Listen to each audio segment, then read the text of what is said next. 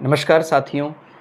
किसी भी प्रकार का प्रश्न सामने यदि कोई श्वास रोग का प्रश्न आता है, सांसों का रोग और कोई स्मोकिंग की ऐसी हैबिट है, कोई क्षय रोग, ट्यूबरकुलोसिस ऐसी कोई भी चीज़ है जिसका संबंध सांस के साथ है, तो इसमें सबसे ज़्यादा जो उत्तरदायी भाव होते हैं वो तीसरा भाव, चौथा भाव।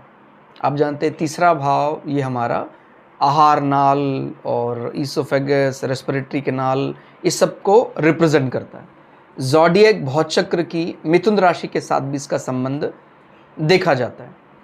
और इसी प्रकार से चौथा भाव जो हमारा हृदय भी बताता है, साथ साथ ही हमारे फेफड़ों को भी रिप्रेजेंट करता है। तो अगर यहाँ पर मैलेफिक होकर, क्रूर होकर राहु केतु एक्सेस आता है और प्रश्न भी सामने वाले का ऐसा ही है, तो फिर निश्चित रूप से हमें सावधान हो जाना चाहिए कि हाँ, आपका जो रेस्पिरेटरी सिस्टम है, आपका लंग्स, आपका फेफड़ों वाला पार्ट है, उसमें कुछ इन्फेक्शन होने जैसा बनता है।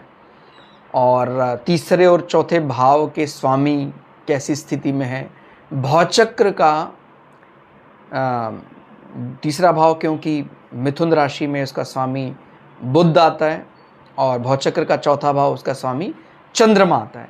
तो इनकी भी कमज़ोर स्थिति, इन राशियों की कमज़ोर स्थिति का भी मुआयना, माने जो चीज़ अपने को पहला जो क्ल्यू मिला है वो क्ल्यू हमेशा भाव से ही मिलेगा।